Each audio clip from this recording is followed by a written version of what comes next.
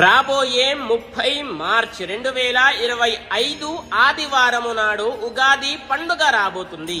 ఆ రోజున మనము ఏం చెయ్యాలి? విశ్వావసు నామ సంవత్సరం అంటే సంవత్సరం పేరిది విశ్వావసు.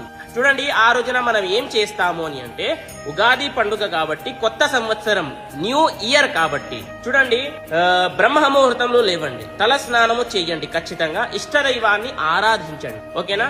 దగ్గరలో ఉండేటటువంటి ఏదైనా సరే దేవాలయానికి వెళ్లి దర్శనం చేసుకోండి. అదే విధంగా ఇది మాత్రం ఖచ్చితంగా మెయిన్ గా చేయండి. ఇప్పుడు ఎండాకాలం ప్రారంభం అవ్వబోతుంది, అవునా?